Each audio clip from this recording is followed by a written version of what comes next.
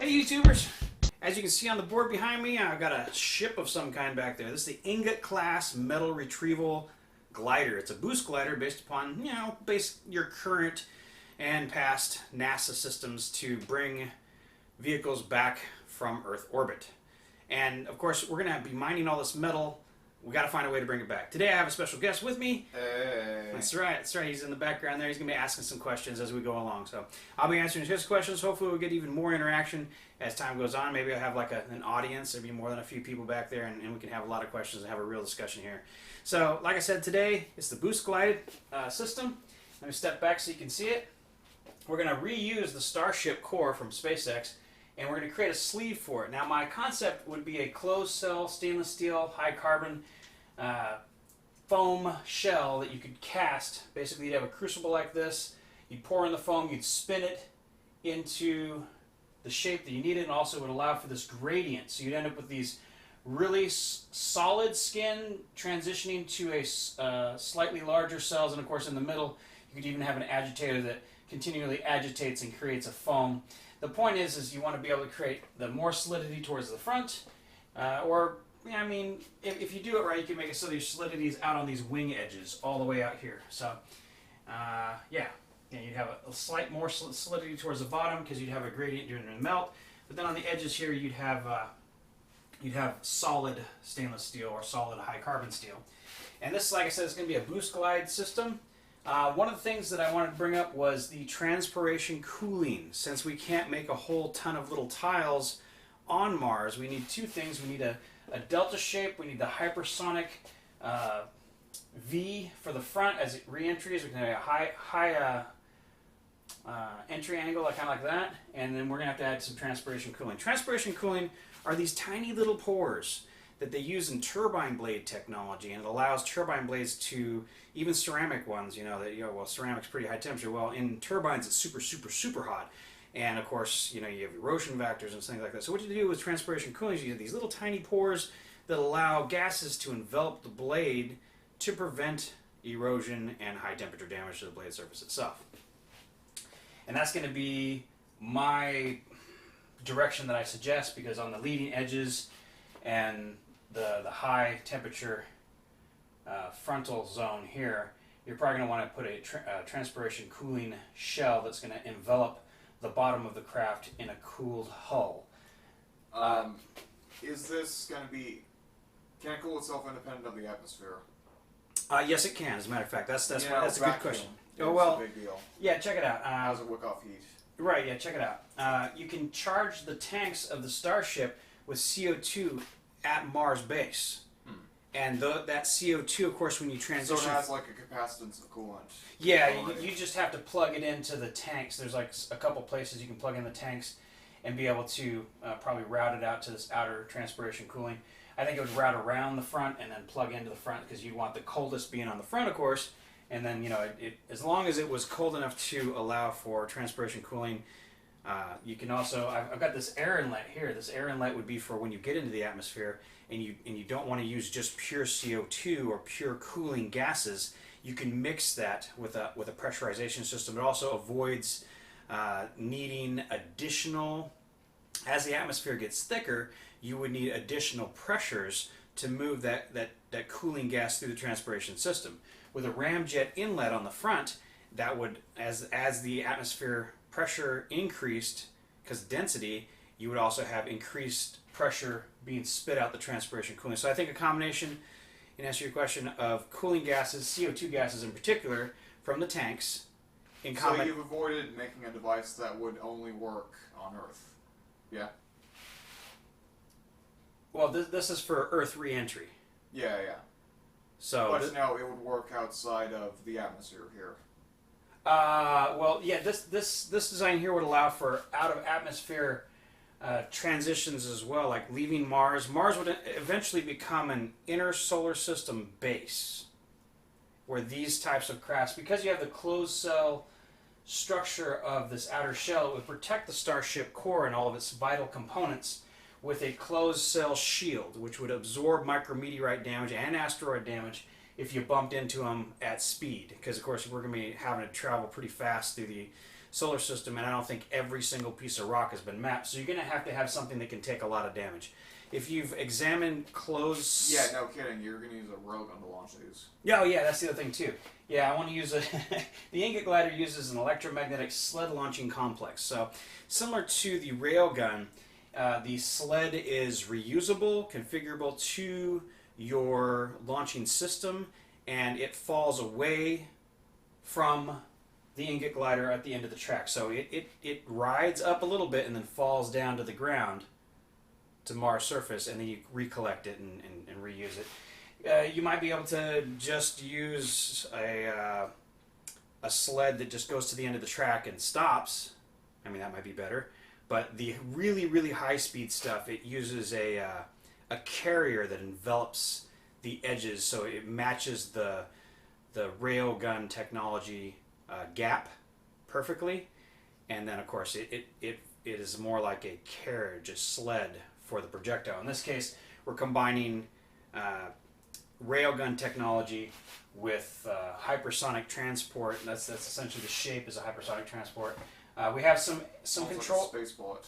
Huh? Almost like a space bullet. Yeah, it's like a space bullet, a big one. As a matter of fact, this allows you to travel through the solar system, and you don't have to really worry about your starship getting damaged by stuff you're going to run into.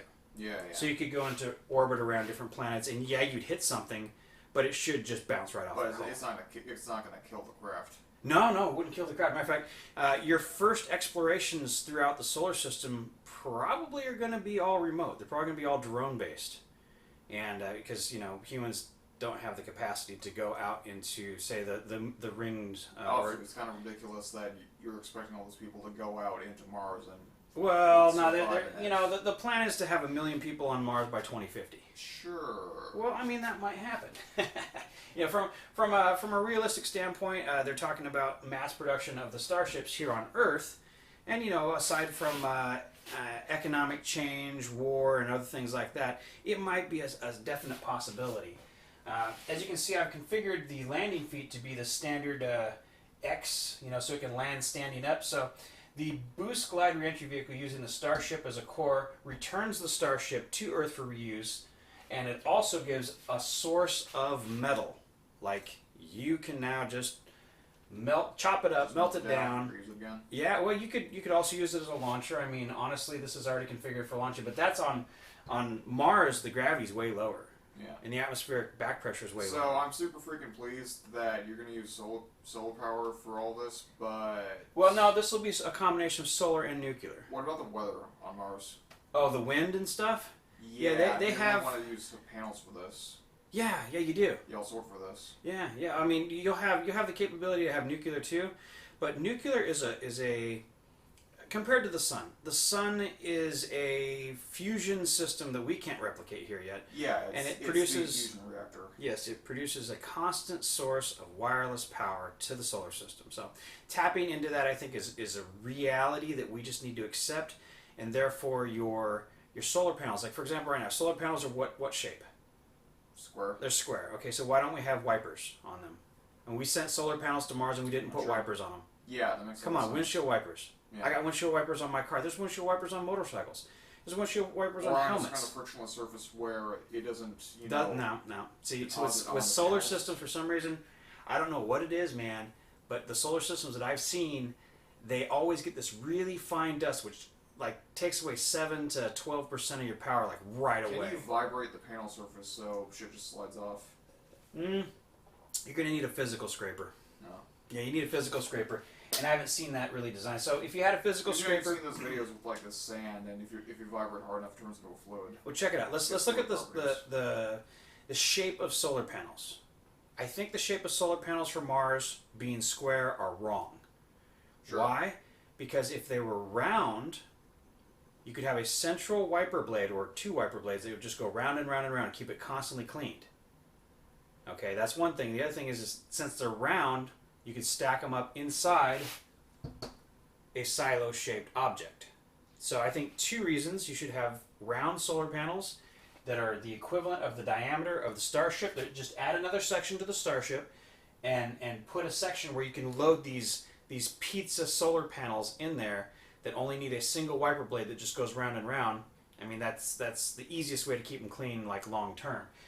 I'm concerned about the amount of moving parts in this wiper thing you want to do. No, it's just one motor with a wiper blade. Really so it's easy. not hard to maintain. You don't have to worry about people being physically present. No, you can do it all automatic, man.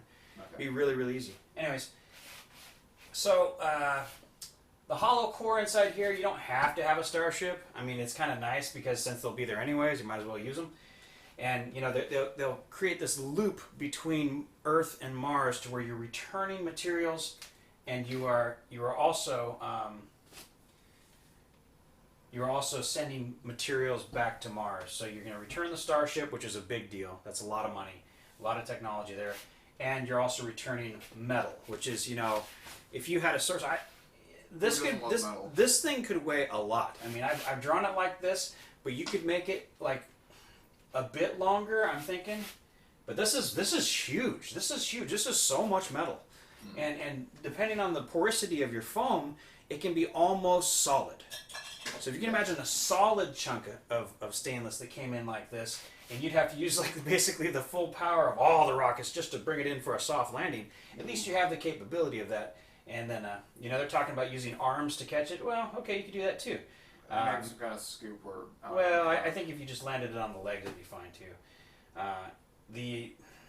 Their system works. I'm not going to argue with their system. They've taken the time to figure it out. I'm not going to argue with it. Great. Once again, if I haven't mentioned the transpiration cooling on the hull, that's going to keep the underside of the hull from melting. And you could technically create another shell that bolts right onto the bottom that uses an open cell. Instead of a closed cell, it'd use an open cell internal structure.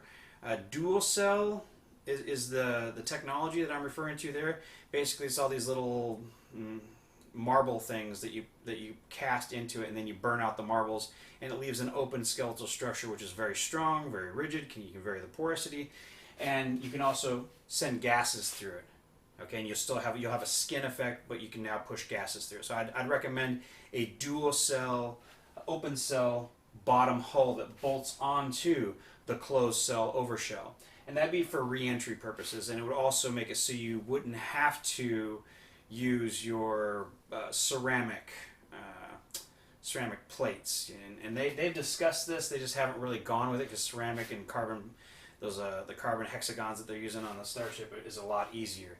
And if you wanted to, you could even have the bottom of the Starship, since it has that stuff on there already. You could technically have the bottom of the Starship exposed on the bottom here. Not that you have to. Matter of fact, it'd probably be better just to enclose it inside this big sheath, and then you don't have to worry about those tiles getting damaged during re-entry. Now, this will allow you to mine the asteroids as per the other video. You'd be able to mine metal asteroids, use Mars as a mining base and shipbuilding facility, and return large steel interplanetary ingots back to Earth. And so you have a... Do you care for having any kind of, like, I don't know, claw system that catches meteors? You know, on this? No, for Mars. No. Basically direct meteors to be caught. No, check it out. The Mars system isn't about... Is there nothing that can, like, survive the impact of grabbing the meteor? No, you use lasers. You use lasers to guide... Basically, you would laser etch the outside of the incoming asteroids with pulse lasers. They would be powerful enough to create little directional jets off the surface of the incoming asteroids so that you could guide them into a perfect trajectory to soft land on Mars in the zones that you'd want. These are the two zones. Well, there and there, the two zones you'd want your asteroids to come in. And you know, your different types of asteroids, they contain different things, but you definitely want your metal asteroids to start coming into Mars. Anyways, that's about all of a video I got for you today.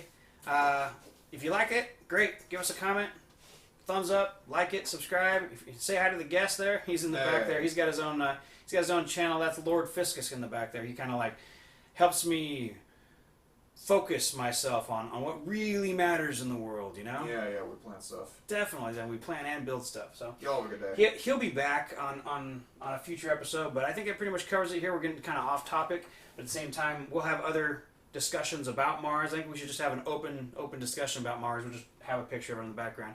Hope you enjoyed it. Like I said, it's the interplanetary ingot system, which allows us to bring materials back from Mars. So, anyways, I'm Zio205IQ. Thanks for tuning in.